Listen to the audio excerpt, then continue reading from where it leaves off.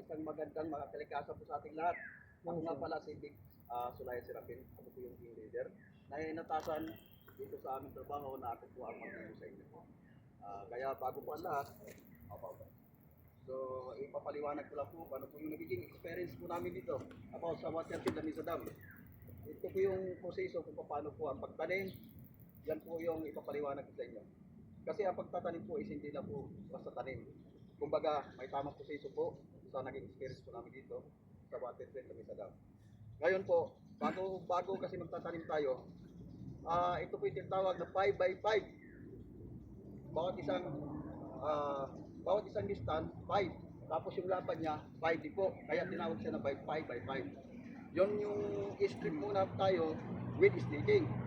Strip crossing with staking. Kasi po yung staking, yun po yung palatandaan na ito po plastic, ipapasok po natin dito sa stick. Na talagang klaro siyan na naisang yun po yung isang palatandaan na kung paano po natin isatanin ng maayos po yung seedling. So ngayon, isasample ko lang yung kasi malapit tayo sa area, sa Kanuman. Yung 5x5, sample ko ito tayo. Ito po tayo. Tapos yung distansya, ito yung dito, tanim ko. Tapos yun po ang kasunod. Tapos ang lapad naman po niyan, kung ano po yung layo ng distance, ganun din po ang lapad. So sunod-sunod na po tayo yan. Ito ang umpisa, pangalawang strip. Kasi ang strip po natin is pag ganun po, kung saan po tayo nakaharap. Tuloy-tuloy po yan. Ngayon, sa isang strip po, halimbawa, kapag 20 stick, so yun po yung tataniman natin.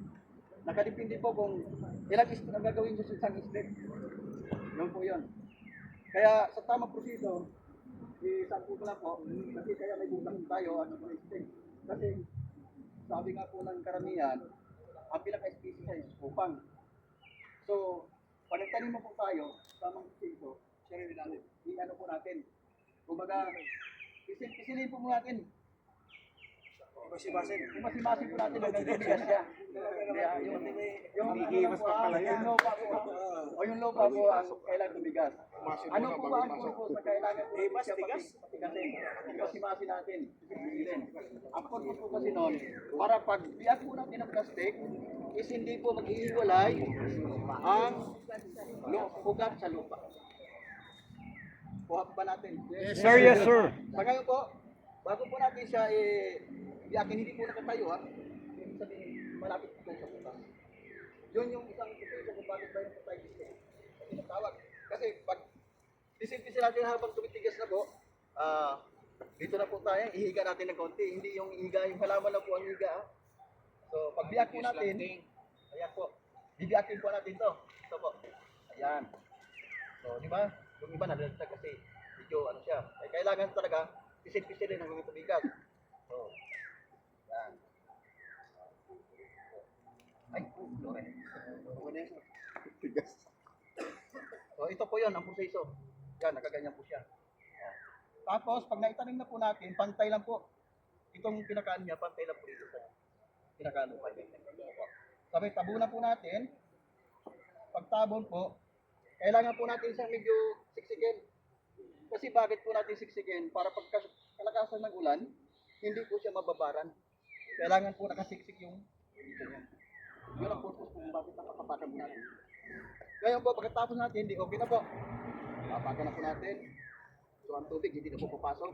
Ito na po plastic, ang purpose ito, dito. Ito yung palatandaan ng patunay, ito ay nakatanong po natin. At saka pagka mayroon po kasing time na maintenance yung ano, madali po siyang tandaan kasi itong plastic po yung stick. Yan po ang purpose niyan. Tapos sa pag-validation po sa ating lahat, kumbaga mas maganda po yun. Wala tayo magiging problema. Hindi niya, binabalidate po ito taon-taon. So okay na po ba? O, palakpakan natin. Yan o. Sige, bago po